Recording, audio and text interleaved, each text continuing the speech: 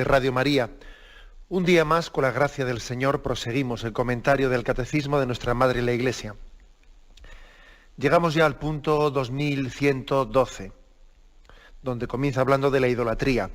Recuerdo el contexto, que estamos dentro del primer mandamiento, explicando ese amarás a Dios sobre todas las cosas, y que en los puntos anteriores, dentro de esta importancia de adorar al único Dios, amar al único Dios con todo el corazón, el Catecismo nos ha recordado que contra la virtud de la religión puede haber dos pecados de orden. Se puede pecar por exceso o por defecto, ¿no? Por exceso se peca contra la virtud de la religión cuando se cae en la superstición. Y por defecto se peca contra la virtud de la religión cuando se cae en la irreligión o en el ateísmo, ¿eh? Bien, estamos ahora en ese pecado de exceso, en el de la superstición. Ayer hablamos en sí de la superstición. Hoy en este punto 2112 continuamos también este pecado de exceso en la virtud de la religión y hablamos también de la idolatría. La idolatría, el primer mandamiento condena el politeísmo. Ayer tuvimos también ocasión de hacer alguna breve referencia a este aspecto, ¿eh? Lo voy a leer brevemente, el punto 2112. El primer mandamiento condena el politeísmo. Exige al hombre no creer en otros dioses que el Dios verdadero y no venerar otras divinidades que al único Dios. La Escritura recuerda constantemente este rechazo de los ídolos, oro y plata, obra de manos de los hombres, que tienen boca y no hablan, ojos y no ven. Estos ídolos vanos hacen vano al que les da culto. Como ellos serán los que los hacen cuantos en ellos ponen su confianza. Dios, por el contrario, es el Dios vivo, que da vida e interviene en la historia. Bueno, recordábamos ayer pues, cómo el politeísmo, aparte de ser pues, un pecado contra la revelación, aparte de chocar frontalmente, ¿no?, contra la revelación de Dios que se manifiesta como el único Dios, Señor de cielo y tierra, aparte de ser pues, un pecado contra esa revelación, también es irracional. Es irracional el politeísmo, no sostenible desde una recta razón.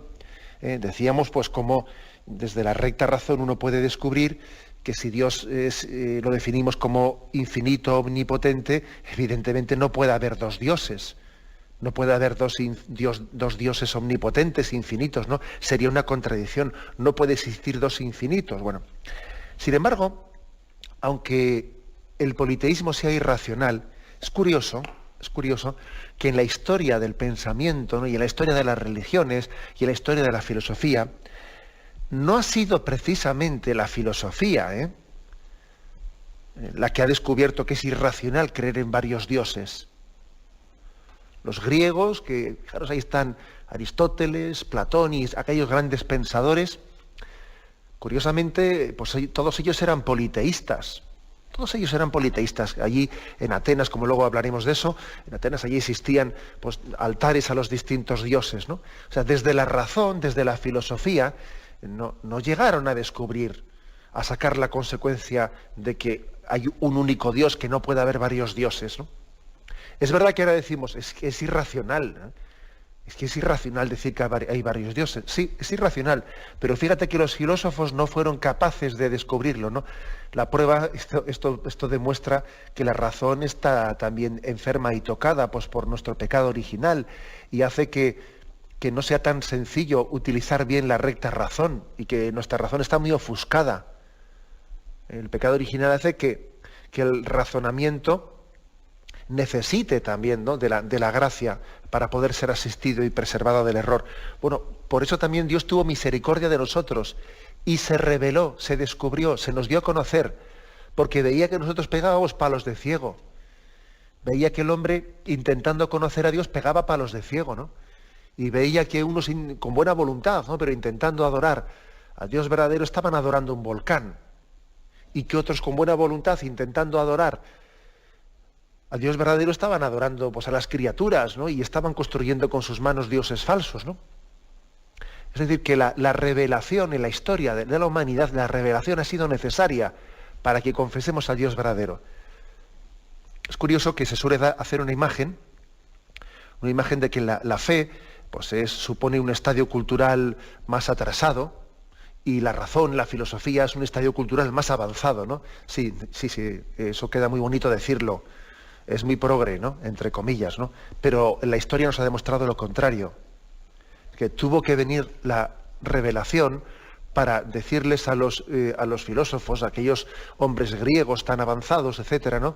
Que tenían aquella generación y aquel imperio romano que era, bueno, pues había que decirles, no, mira, no, es que es ridículo pensar en varios dioses. Hay un único Dios, creador de cielo y tierra. Bueno, por eso también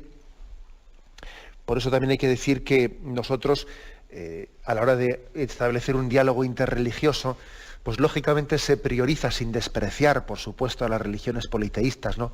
Con las que también la Iglesia mantiene pues una relación, un diálogo, pero sin despreciar a las religiones politeístas, pues lógicamente priorizamos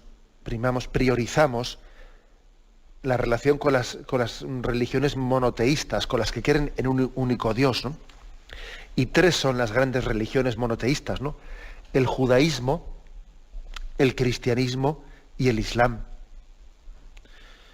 El judaísmo, bueno, pues para que en toda la historia del Antiguo Testamento, precisamente el pueblo de Israel está siendo educado, luego lo veremos, está siendo educado pues para que caiga en cuenta y vaya purificando la imagen que tiene de Dios, no se contagie, ¿no?, de esas concepciones politeístas de los pueblos que están que están rodeando a Israel.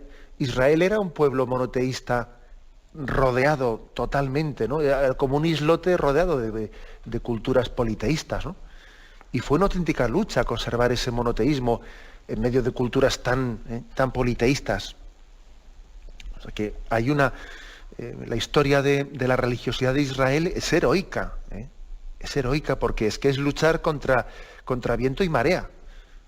Así como hoy en día también nosotros nos damos cuenta de que mantener unos principios cristianos en medio de esta sociedad secularizada, pues es muy duro, ¿eh? Es muy duro cuando creemos en la ley natural y creemos en una visión antropológica del hombre y de la sexualidad, etcétera, en medio de esta sociedad hedonista, materialista, y nosotros predicamos la pobreza y somos totalmente contraculturales, ¿no?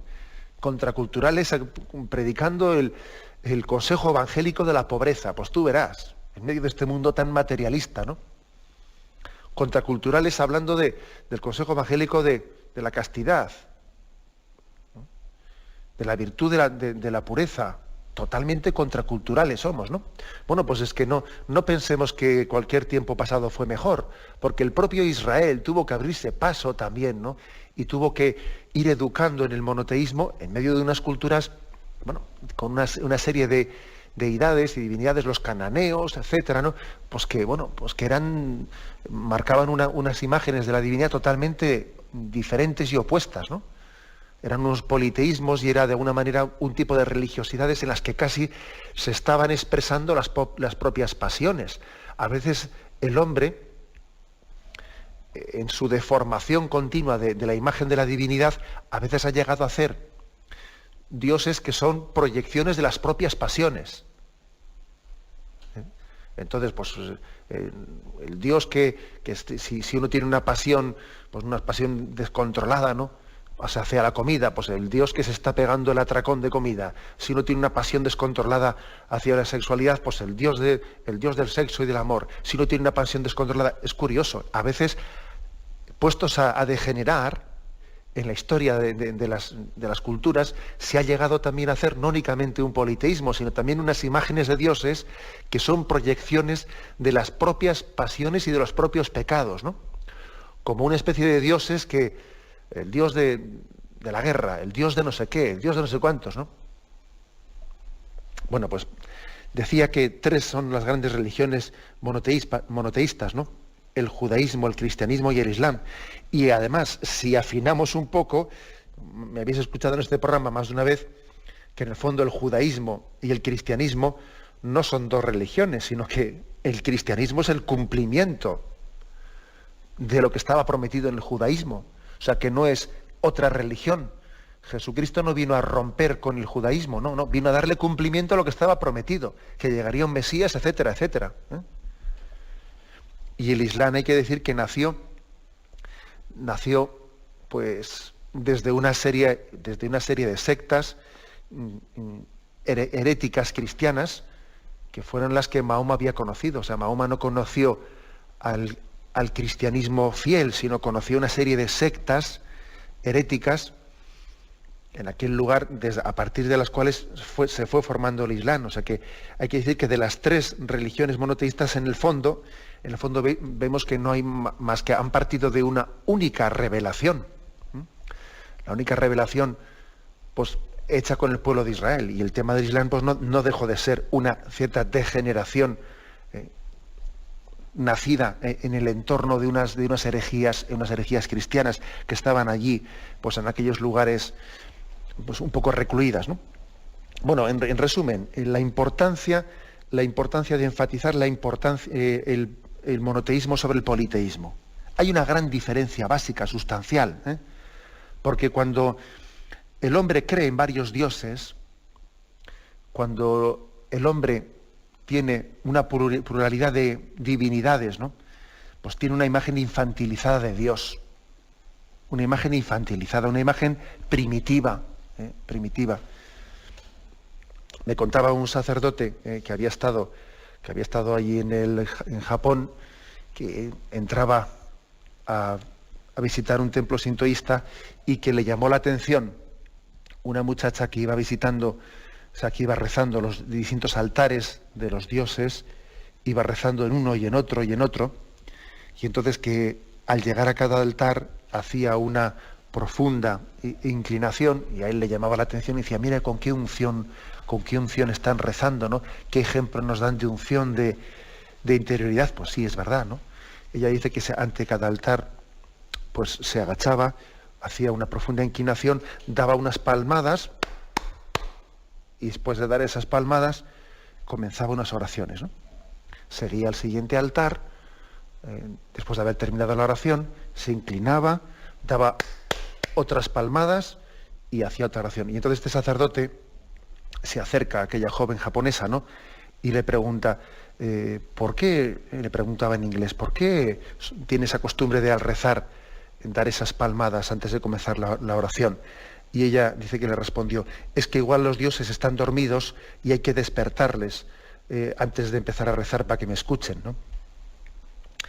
Y claro, te puedes imaginar que esa respuesta, ¿qué es lo que supone? Pues supone tener evidentemente una imagen infantilizada, una imagen primitiva infantil de Dios, que no quita que esa persona tenga una unción espiritual y tenga una devoción que nos puede dar un ejemplo, ¿no?, de oración recogida, pero que evidentemente es una imagen infantil y primitiva de Dios que difícilmente puede ser el sustento desde el cual establezcamos un diálogo fe-cultura. A ver cómo se va a hacer un diálogo entre la fe y la cultura, entre la teología y la filosofía, con una imagen de Dios tan primitiva y tan infantil, de un Dios que hay que dar unas palmadas para despertarle y después entrar en diálogo con él. O sea, es decir, el monoteísmo es básico, es fundamental, ¿no?, para poder tener una imagen de Dios que dignifique al hombre,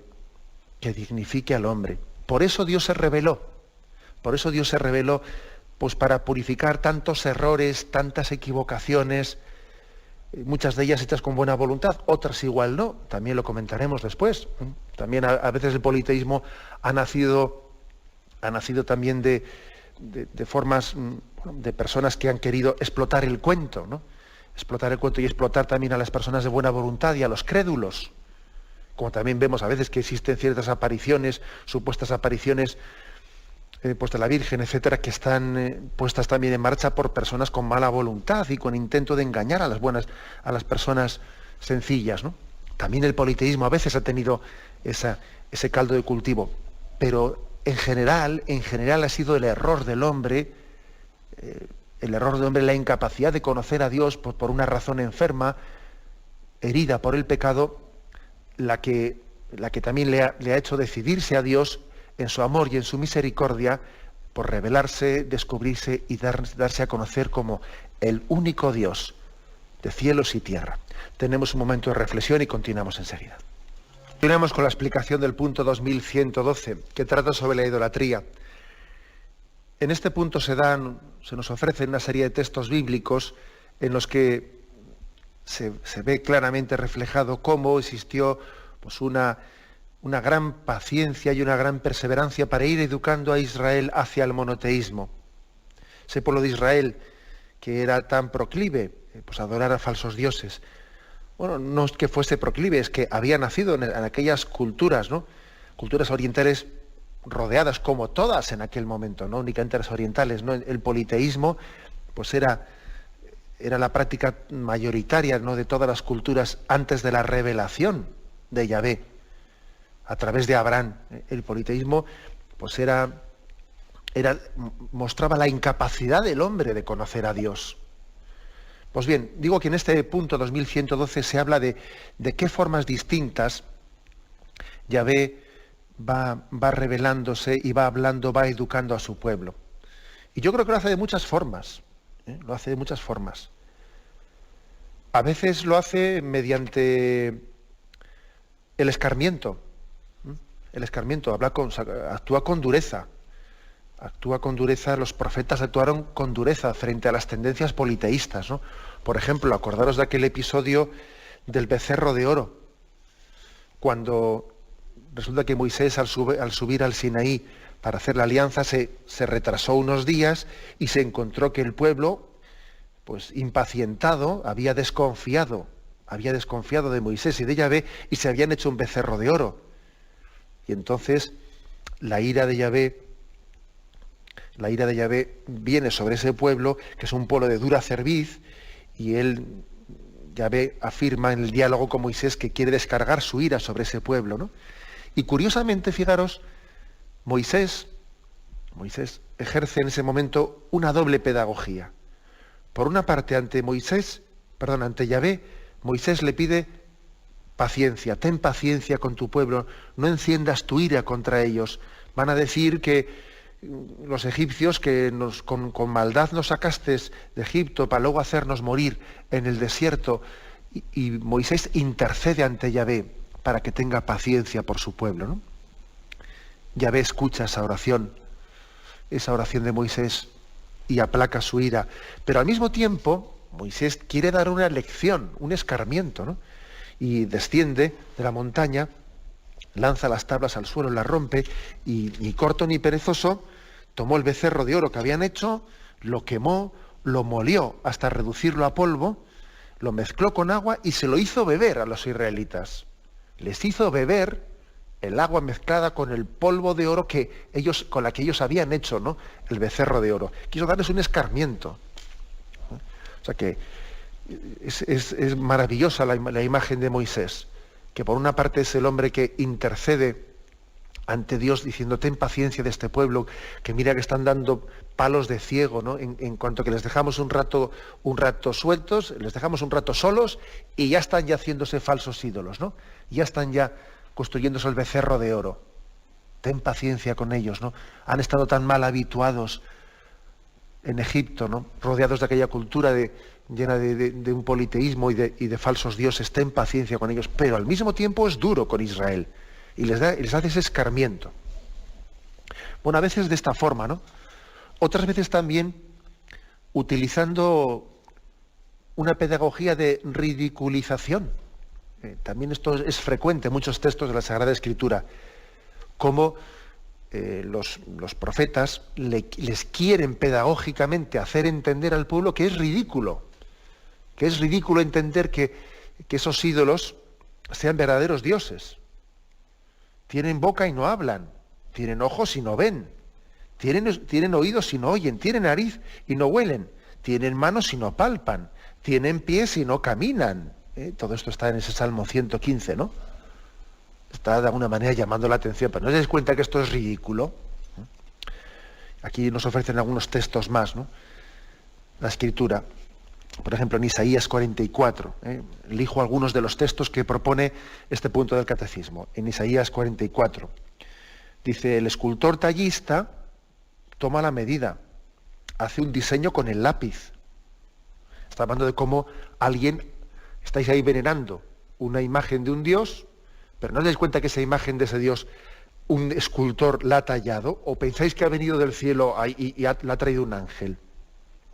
Un escultor tallista toma la medida, hace un diseño con el lápiz, diseña con un compás y le da una figura varonil y de belleza humana.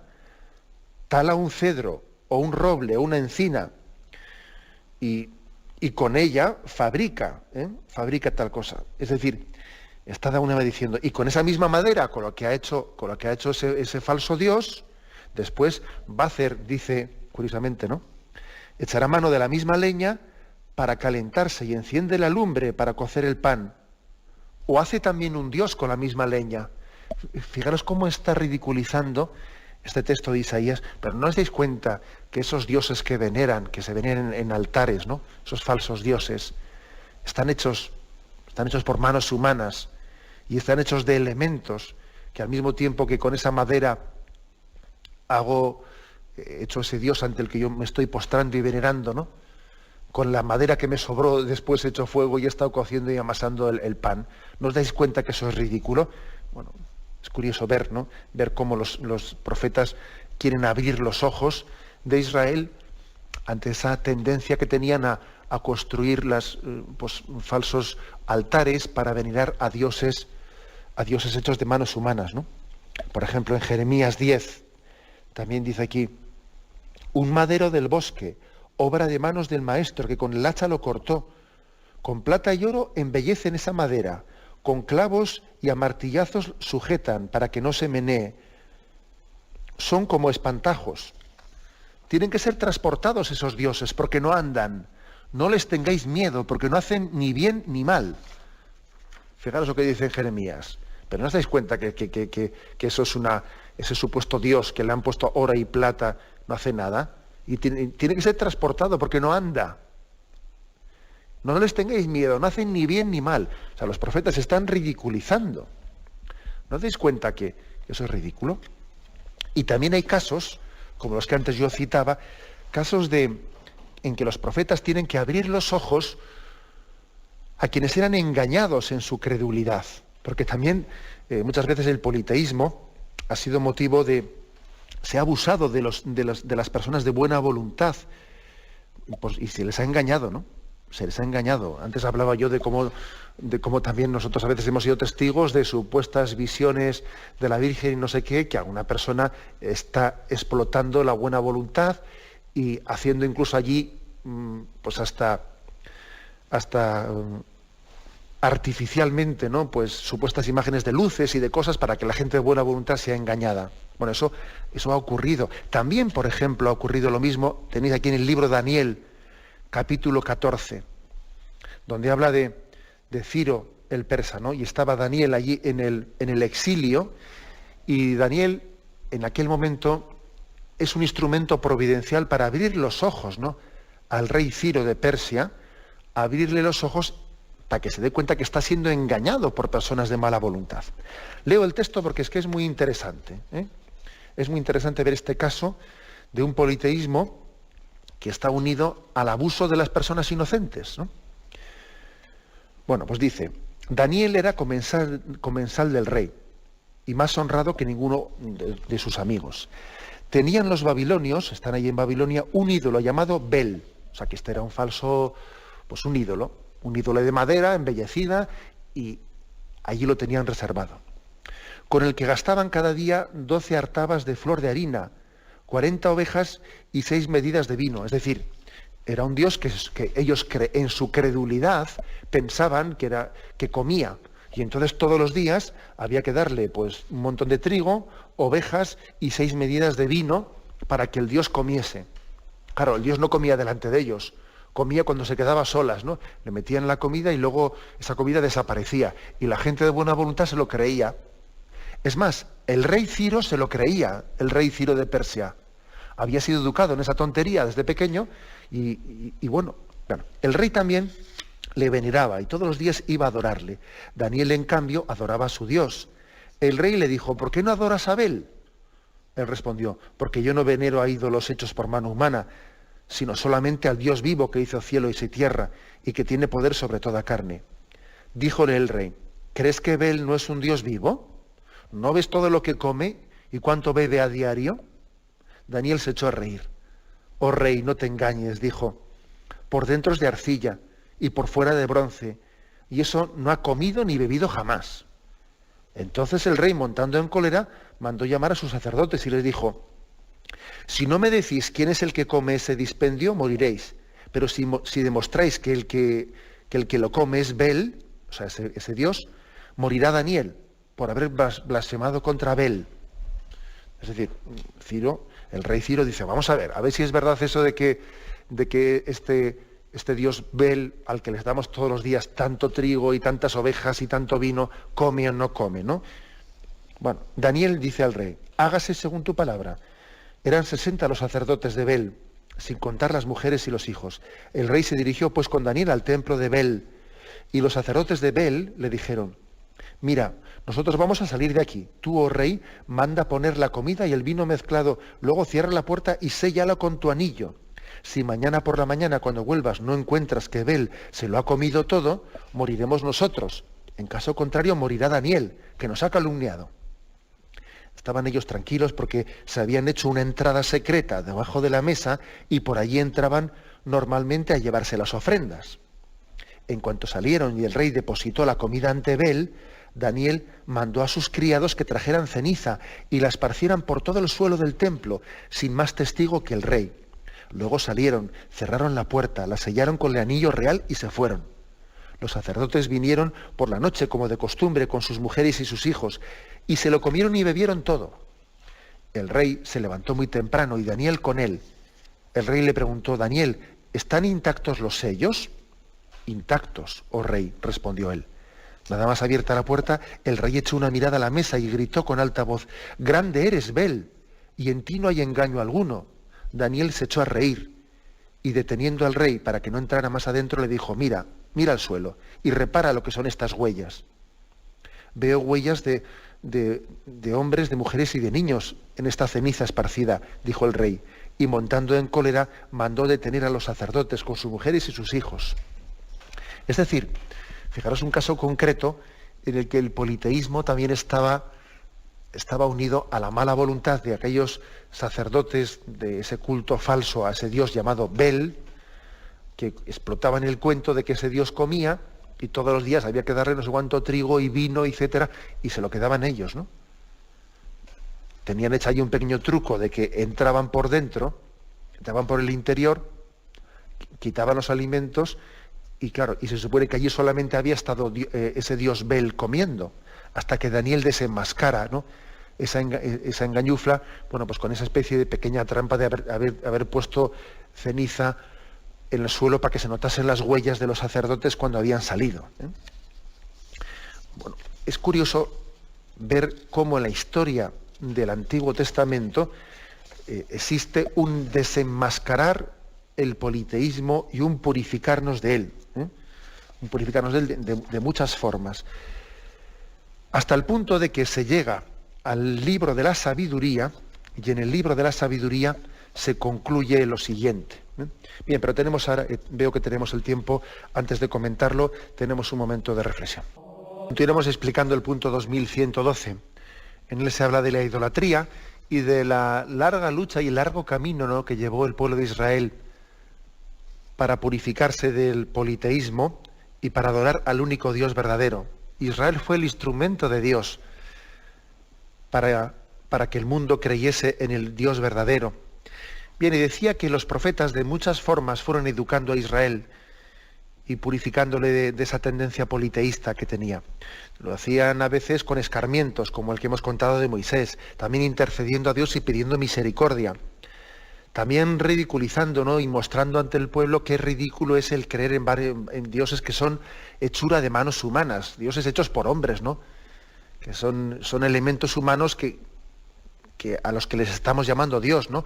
Estamos llamando a la criatura creador, que es ridículo, ¿no?, que las obras humanas pues hechas de piedra o de metal les estemos dando ese valor divino. También desenmascarando engaños, como hemos dicho, ridiculizando la falsedad, pero también desenmascarando engaños que a veces, ¿no?, como en ese caso de Daniel ante el rey Ciro de Persia. Y también a veces, fijaros bien, manteniendo el diálogo paciente frente a culturas politeístas. Me estoy refiriendo al caso de Pablo en Atenas. Lo tenéis en el capítulo 17 de Hechos de los Apóstoles, ¿no? Allí en el Areópago, que era un lugar de encuentro y un lugar también de culto a los dioses, había muchos altares, pero era costumbre en el mundo romano y griego reservar un altar al dios desconocido.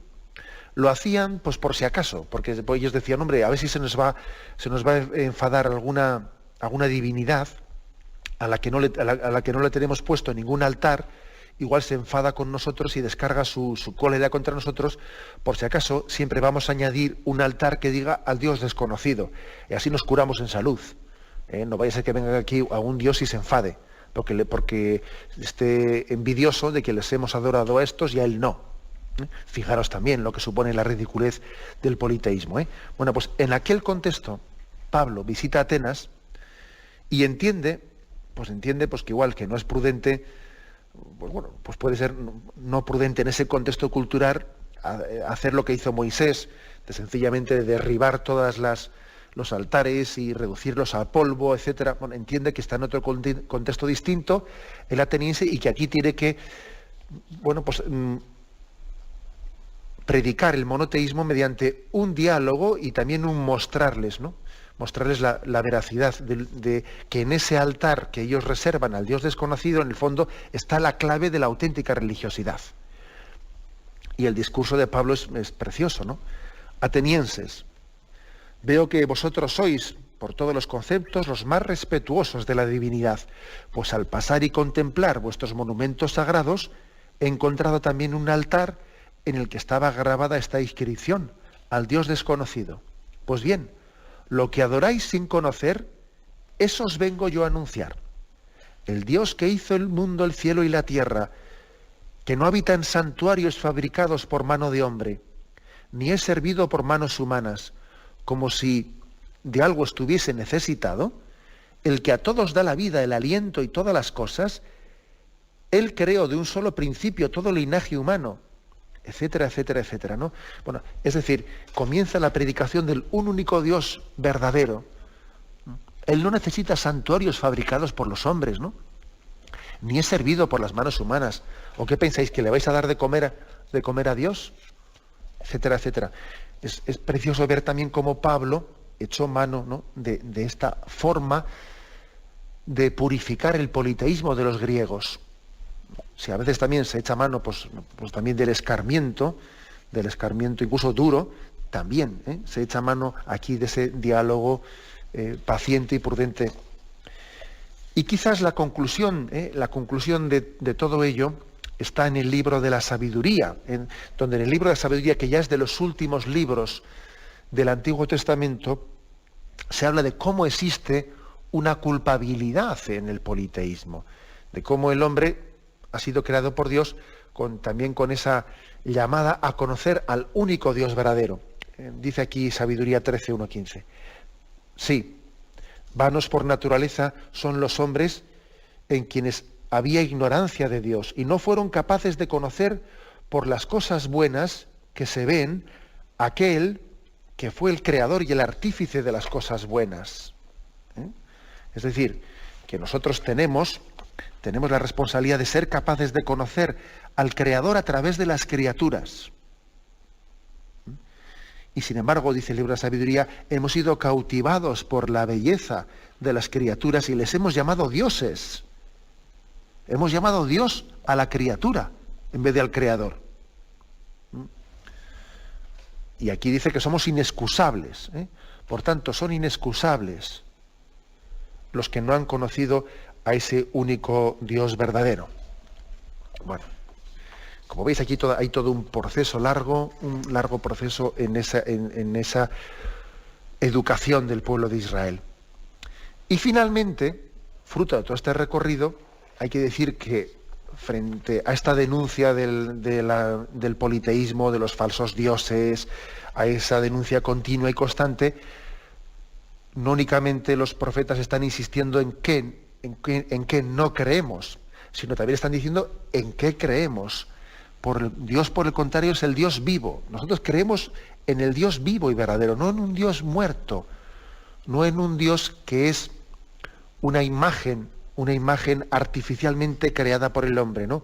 Por ejemplo, Josué 3:10, que aquí propone el catecismo, dice: en esto conoceréis que el Dios vivo está en medio de nosotros. Dios vivo. El Salmo 42:3: mi alma tiene sed de Dios, del Dios vivo. ¿Cuándo entraré a ver el rostro de Dios? Frente a ese politeísmo, que son imágenes muertas, cosificadas de Dios, Israel insiste con fortaleza en que nuestro Dios es el único Dios, Señor de cielos y tierra, y es un Dios vivo. Digamos que está viniendo ya a decir, es una persona, aunque no lo diga así expresamente, ¿no? Es una persona viva con la que tenemos una relación de intimidad. ¿De qué podíamos concluir de todo este recorrido que hemos hecho? Pues podíamos concluir con esta frase que el mismo Salmo 115 aquí expresa y el catecismo recoge, que cuando el hombre es idólatra, que cuando el hombre es politeísta, tiene una religión politeísta, adora a varios dioses que encima son criaturas humanas, de alguna manera eso conlleva que el hombre pierda su dignidad. Fijaros lo que dice el Salmo 115, lo dice así: tienen boca y no habla, tienen ojos y no ven, como ellos serán los que los hacen, cuantos en ellos ponen su confianza. Es decir, si el hombre pone su confianza en falsos dioses, si el hombre es politeísta y está poniendo su alma, corazón y vida en el fondo en dioses, en ídolos que son hechura de manos humanas, el hombre pierde su dignidad. Como ellos serán los que los hacen, cuantos en ellos ponen su confianza. Por tanto, el hombre pierde su dignidad en la medida en que adora a falsos dioses. Esto es algo muy, muy básico. Si Dios quiere, mañana de otra forma tendremos ocasión también de comentarlo. Pero se dice que quien ama a las cosas se cosifica. Quien ama a las personas se personaliza. Quien ama a Dios se deifica. Quien no ama nada se nulifica. Es decir, si alguien está amando al Dios vivo y verdadero, se está deificando, ¿no? Pero si alguien está amando a unos ídolos que son de plata y oro y han sido hechos por un orfebre, pues en el fondo está perdiendo ese hombre al amar eso, al amar esa cosa, se está cosificando. Yo me estoy cosificando. Sin embargo, el que ama al Dios espiritual, al Dios que es espíritu puro, se está espiritualizando. Así, esto es lo que dice el Salmo 115, versículo 8, ¿no? Como ellos serán los que los hacen, cuantos confían en ellos.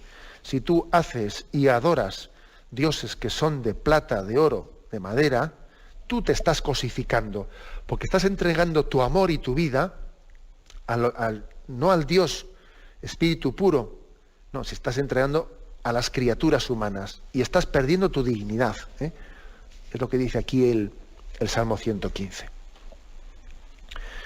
Por eso es tan importante, ¿no? Que no es una. A uno podría decir, bueno, ¿qué más dará? ¿No? Pues si el caso es tener un sentido de trascendencia. No, claro que es muy importante. Si la trascendencia está llena de errores, si llamamos Dios a lo que es criatura, pues de una manera el que paga el pato somos nosotros. Si el hombre no conoce la imagen verdadera de Dios, él mismo pierde ese concepto de ser imagen y semejanza de Dios. Qué importante es, ¿no?, conocer al Dios verdadero, cómo es Dios. Porque si yo soy imagen y semejanza de Dios, si no conozco al Dios verdadero, no me conozco a mí mismo. Está bastante claro. Yo soy imagen y semejanza ¿de quién? A ver, ¿de quién? Necesito conocer la imagen de Dios verdadero. Si no, yo no sé quién soy. Porque soy imagen y semejanza de algo desconocido, ¿no? O de algo mal conocido. O conocido con errores muy graves.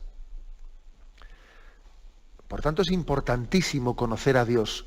Solo conociéndole a Él, caemos en cuenta de que somos fruto del amor divino, que hemos sido queridos y amados por Dios, y que nosotros somos imagen y semejanza suya, ¿no? Y creados también con esa misma vocación al amor. Si el hombre no conoce la imagen verdadera de Dios, se desconoce a sí mismo. Somos unos desconocidos para nosotros mismos. Y solamente al conocer a Dios, ¿no?, podemos también caer en cuenta de la dignidad, ¿no?, con la que hemos sido creados. Bien, lo dejamos aquí. Y ahora damos paso a la intervención de los oyentes. Podéis llamar para formular vuestras preguntas sobre esta cuestión o otras que hayan quedado pendientes al teléfono 917-107-700. 917-107-700.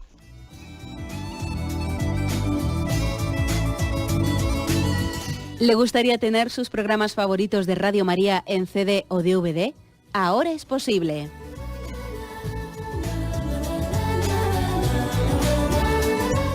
Le sugerimos que primero se informe en qué formato de audio lo puede escuchar en su equipo, DVD o CD, teniendo en cuenta que no todos los lectores de CD pueden reproducir el formato digital MP3 en el que enviamos nuestros programas.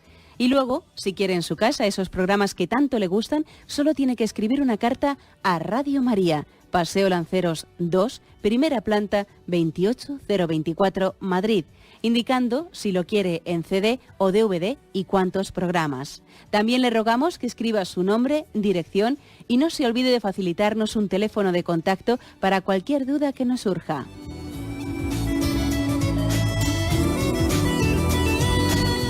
Radio María, más cerca de usted.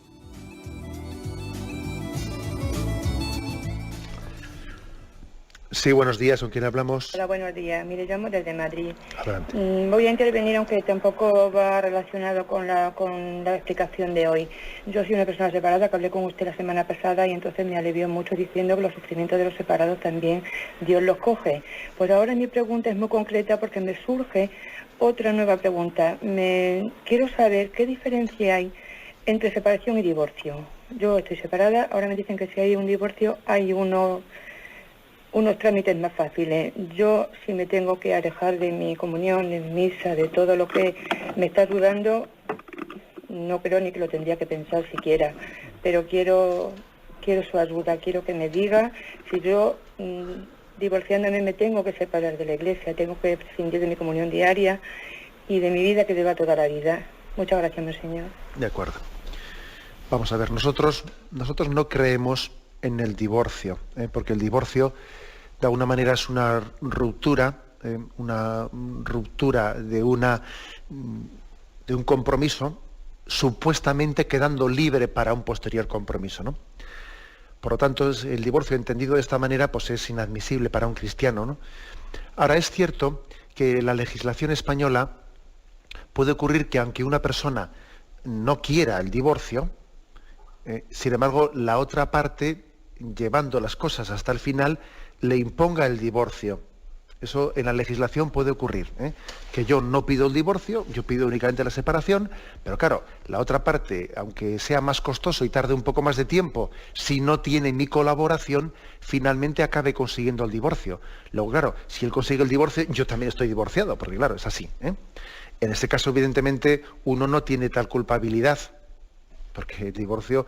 Ahora, eso no quiere decir, una persona, por tanto, puede estar legalmente divorciada, pero sin embargo está divorciada porque la otra parte es la que ha forzado esa situación. Y el hecho de que uno esté divorciado no supone que él esté separado de la comunión con la Iglesia, siempre y cuando él mantenga la fidelidad y no esté adquiriendo ningún otro compromiso con otra persona, que en el fondo sería adulterio. Por lo tanto, ¿yo qué consejo le daría a usted? Que aunque le ofrezcan legalmente mayores facilidades para el divorcio, usted no se agarre a ellas. No se agarre a ellas. Porque además siempre hay que pensar en la posibilidad de que una separación pudiese tener solución. Siempre hay que pensar en la posibilidad de la conversión. De que uno mismo y la persona y mi marido del que me he separado por motivos graves, muy graves, nos podemos convertir. Puede haber una conversión y puede volver el matrimonio de nuevo a unirse. Mi consejo, por lo tanto, es que usted no coja la vía del divorcio, que se quede la separación, que su marido le impone el divorcio al final. Bueno, pues de acuerdo, entonces usted será víctima de esa situación, pero incluso en ese caso usted, lógicamente, mantiene su deber de fidelidad a su marido, y aunque legalmente usted esté divorciada, usted no tiene ningún impedimento en acercarse a los sacramentos, porque está manteniendo la fidelidad a su matrimonio y no está viviendo en adulterio con nadie. Bien, adelante, damos paso a un siguiente oyente. Sí, buenos días, padre. Adelante, le escuchamos. Le llamo desde Cádiz. Adelante. Mire, sobre el tema que trata usted hoy, quería preguntarle, porque hay algunas sectas, a lo mejor como Testigos de Jehová, o otras religiones monoteístas, como por ejemplo los musulmanes, que nos llaman a nosotros idólatras y politeístas, a los cristianos, porque tenemos nuestras iglesias llenas de santos, ¿no? Y adoramos a varias personas divinas, o tenemos adoración o veneración a la Virgen, a los santos, tal. Entonces, bueno, nosotros sabemos que creemos en un solo Dios y todo esto. Pero sí es cierto que claro, a veces nos falta formación para contestar a este tipo de cuestiones y de ataques, por donde hay personas que tienen esa carencia y los seducen y los enganchan, ¿no? Uh-huh. Y aparte que, claro, también vemos que hay actitudes dentro de nosotros mismos en algunas personas que son de cierta idolatría hacia un santo de palo, le pasan la mano, le hacen ciertos rituales y ciertas cosas que yo creo que no son cristianas, ¿no?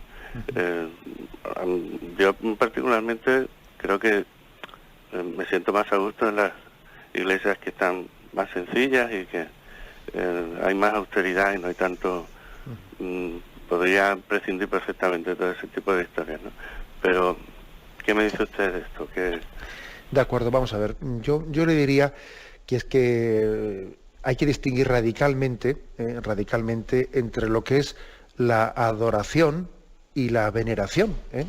Es absurda esa acusación que se le puede hacer al catolicismo de politeísmo o de idolatrización por el hecho de que nosotros veneremos, ¿no?, a unos santos. Tenemos muy claro que los santos, incluso la misma Virgen María, pues son criaturas humanas, y su dignidad precisamente parte de que han sido obedientes a Dios, de que han cumplido la voluntad de Dios en su vida. No parte de otra cosa, su dignidad no parte de sí mismo, ¿no?, sino parte de ser la esclava del Señor, como la Virgen María. Nosotros no adoramos a María, la veneramos por haber sido obediente a Dios. Luego esa distinción es básica y es fundamental. Luego yo creo que no hay que tener miedo a que la devoción hacia los santos, incluso a veces también con todas lo que ha podido suponer la tradición y la cultura de nuestros pueblos, de esas procesiones, a San Isidro, etcétera, no hay que tener miedo alguno a que eso nos pueda llevar a una idolatría. Miedo ninguno, porque ha sido siempre formulada esa devoción con una correcta teología.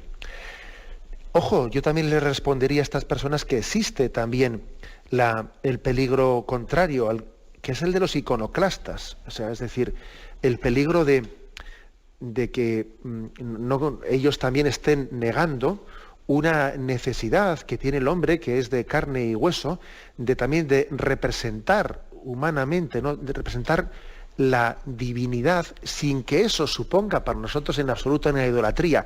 El hombre también necesita las imágenes, pues de una manera similar a como también nosotros pues llevamos la imagen de la esposa, del esposo y de la esposa en nuestra cartera, y no se nos ocurre pensar, ¿no?, que vaya a haber celos porque yo tenga, todo lo contrario, pues el esposo estará muy orgulloso de saber que su esposa tiene un pequeño retrato suyo cuando va de viaje, y no se le ocurre pensar que eso le cause una falta de fidelidad hacia él, todo lo contrario, ¿no? O sea, es decir, también necesitamos de mediaciones para expresar la imagen en el único Dios, que es espíritu puro. O sea, que yo creo que también existe el riesgo contrario al de la idolatrización. Existe también el riesgo de la tendencia iconoclasta del hombre, a desencarnarlo. Y el hombre está encarnado y necesita también la imagen para adorar al Dios único y verdadero. De hecho, ha sido Dios el que al encarnarse ha tomado carne humana, y no podemos conocer al Dios verdadero al margen de la humanidad de Jesucristo. visible, palpable, tocable.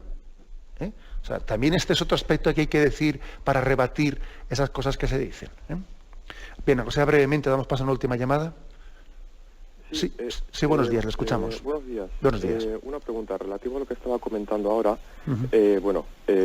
Creo que bíblicamente sí que pone no se haga imágenes de lo que hay en el cielo, ni abajo en la tierra, ni debajo de la tierra. Uh-huh. Entonces yo considero que las imágenes no son correctas, pero lo central del asunto es un poco lo que usted ha comentado, ¿no? A fin de cuentas lo que pone en el Salmo 115:8, en el que a fin de cuentas la prueba del algodón es si en mi corazón, en quién confío yo, ¿no? O sea, usted ha comentado la diferencia entre adorar y venerar. A fin de cuentas, para mi vocabulario sencillo, es en quién pongo yo mi confianza, ¿no?